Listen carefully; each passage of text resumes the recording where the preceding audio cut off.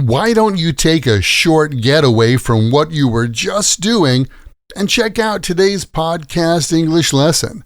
I'm pretty sure that doing so will make you a happy camper. Let's do it! Welcome to another Happy English podcast coming to you from New York City. And here's your English teacher, Michael. All right, thank you, John, and thanks, everyone. It's Michael here from Happy English, and I help people speak English better. And this is Happy English Podcast, episode 836, Summer Getaways. Hello and welcome. Thanks for joining me for another episode of the Happy English Podcast. I'm your English teacher, Michael, and I'm so glad you're here with me. This summer, I'm doing a special series called This Week in American Life, where we explore how Americans spend their summer, from food to fun to everyday habits. Each week, I'll share a few cultural facts, teach you some natural English expressions, and ask a question or two to help you practice. This week, we're talking about summer getaways, road trips, camping, and national parks. Let's dive in. First of all, you may be surprised to learn that about 80% of summer travel in the U.S. is done by car. That means a lot of Americans are skipping flights and hitting the road for road trips. Why? Well, road trips give people flexibility. They can stop whenever they want, take detours to see roadside attractions, or just enjoy the ride with music and snacks. It's also more affordable, especially for families or groups. And with so many scenic routes like Route 66 or the Pacific Coast Highway, it's not just about getting to your destination. Sometimes driving down the road itself is the vacation. And of course, summer is the perfect time to get away for a few days, even if it's just a weekend road trip.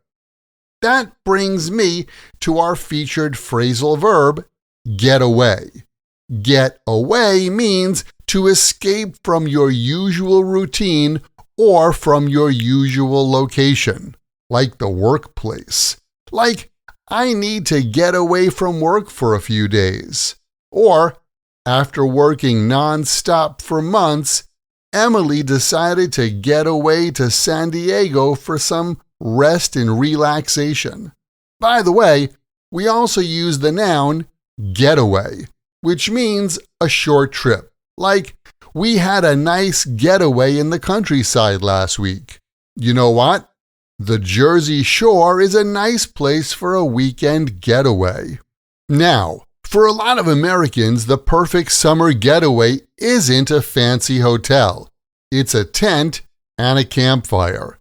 Camping is a big part of summer culture here. Every summer, over 50 million Americans go camping. Some people go in tents, others prefer to camp with recreational vehicles, also known as RVs or in camper vans. People love getting outside, unplugging from their phones, and spending time in nature. Popular camping spots include state parks, national forests, and of course, national parks. Campgrounds often have fire pits, picnic tables, and trails nearby. It's common for families to bring marshmallows and make s'mores, a classic campfire treat made with graham crackers, chocolate, and roasted marshmallows. By the way, if you like camping, then you'll want to know that setting up your tent is called pitching a tent.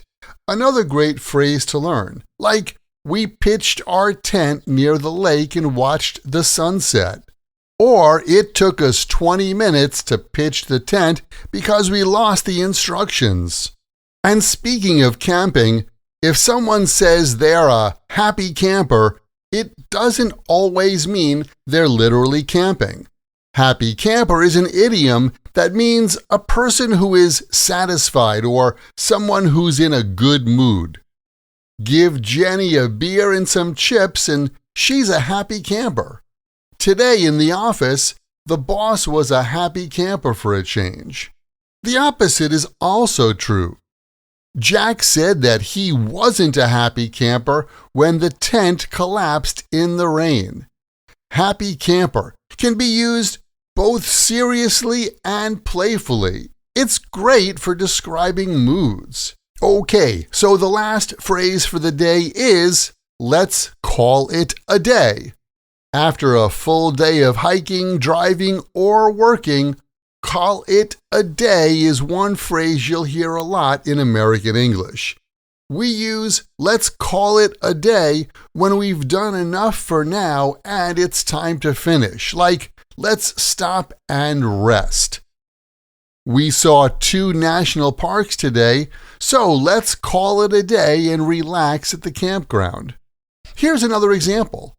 After driving 6 hours straight, we decided to call it a day and find a hotel.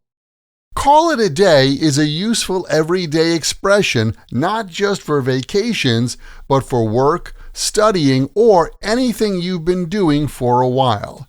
Try using it next time you want to wrap up an activity. So, if you've been wondering how Americans escape the daily grind in the summer, it's usually by hitting the road, pitching a tent, and soaking up some fresh air at a national park. By the way, there are over 400 national park sites across the U.S., including famous ones like Yellowstone, the Grand Canyon, and Yosemite. Many people plan a whole road trip just to visit a few. How about you? Have you ever been camping or taken a road trip? If you could visit any U.S. national park, which one would it be? Send me a message or tag me on social. I'd love to hear about your summer escape plans. All right, that's it for today's podcast English lesson. Keep in mind, the best way to remember English like this and any other word or phrase in English is to take that word or phrase, write it in a sentence that's true for you or true in your world, and then memorize your sentences. Hey, do you want to get more practice using your English? Then you should join my Podcast Learners Study Group. There, you can make new friends. Join us for live group lessons every week where we practice these podcast lessons together. Plus, you get access to the PDF transcript and audio download for every Happy English podcast in the past and in the future.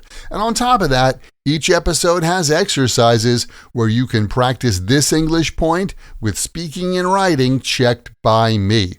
To learn more, just visit myhappyenglish.com and choose podcast lesson 836. Remember, learning another language is not easy, but it's not impossible. And I'm here to help you on your journey.